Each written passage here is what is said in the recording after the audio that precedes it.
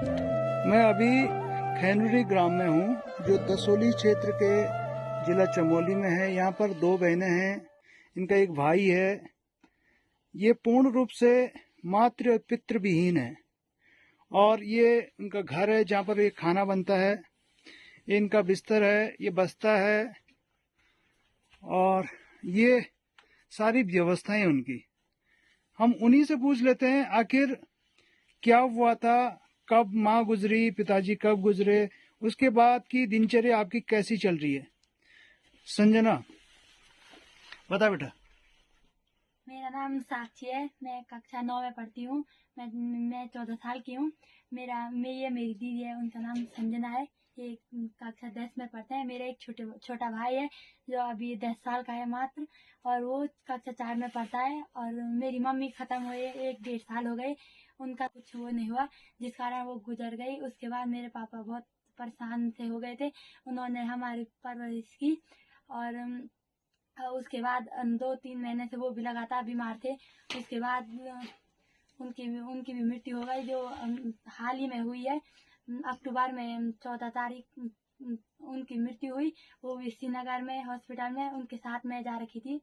और हमारा अब आपका दिनचर्या है, हम सुबह जल्दी उठते हैं, अपने लिए खाना बनाते हैं और उसके बाद तैयार होकर स्कूल जाते हैं। 3 बजे स्कूल से आते हैं, फिर उसके बाद अपना काम करके फिर शाम को अपना खाना बनाते हैं। और ये हमारा अकेला घर है जिसमें हम अकेले रहते हैं। हमारे साथ रहने वाला कोई नहीं है, हमारा आगे पीछे कोई नहीं है, जिस कारण हम अकेले ही रहते हैं अपने घर में। धन्यवाद। बेटा आप अपना नाम बताओ और किस प्रकार से अपने छोटे भाई बहनों को आप मैनेज कर रहे हैं, देख रहे हैं।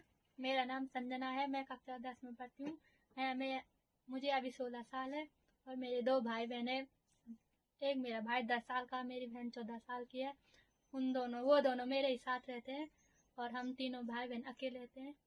और मेरी माँ और पापा हाल ही में गुजर गए थे, जिस कारण हम अकेले रहते हैं अपने घर में। इनके साथ एक छोटा सा इनका कुत्ता भी है, जो संख्या के दृष्टिकोण से ये 4 हैं और ये पूरा उनका घर है, क्योंकि सारा सामान उन्होंने एक ही कमरे में शिफ्ट कर दिया, क्योंकि ये अकेले जगह पे जहाँ पर किसी भी प्रकार से वो पूर्ण रूप से सुरक्षित नहीं है। तो ये पूरा का पूरा घर उन्होंने यहाँ पे अपना व्यवस्थित किया हुआ है और यहीं पे खाते हैं, पीते हैं, पढ़ते हैं और अपने उम्मीद को जीवन के साथ जोड़ा हुआ है, जिससे कि आने वाले समय में ये शिक्षा किसी न किसी प्रकार से उनको ये मददगार साबित करेगी। यहाँ से ये आंगन निकल जाता है और यहाँ पे आंगन में कभी खूब चहल पहल थी, जहाँ पर आज कोई भी नहीं है। ये दूसरा घर है जहाँ पर माँ बाप रहते थे, लेकिन आज जाने के बाद पूर्ण रूप से वीरान हो चुका है। ये यहाँ पे संतरे के पेड़ हैं और पूरा का पूरा आसपास किसी भी प्रकार का कोई भी मकान और घर नहीं है। जहाँ पे आए दिन उच्च हिमालयी क्षेत्र में आजकल सर्दियों में भालू, बाघ अमूमन नज़दीक के घरों में आ जाते हैं, लेकिन इन जगहों पे रात को बाहर निकलना पूर्ण रूप से असुरक्षित भी है।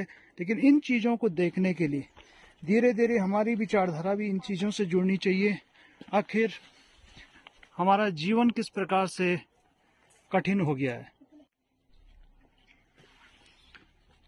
मैं अभी डिस्ट्रिक्ट चमोली के दसोली ग्राम स्वराज के क्षेत्र ग्राम खैनुरी में हूँ और पहाड़ के आबोहवा के दृष्टिकोण से ये जो मकान बना हुआ है, जैसे एक लंबे समय से ये पहाड़ की स्थिति के अनुरूप हमको ये मकान दिखाई देता है।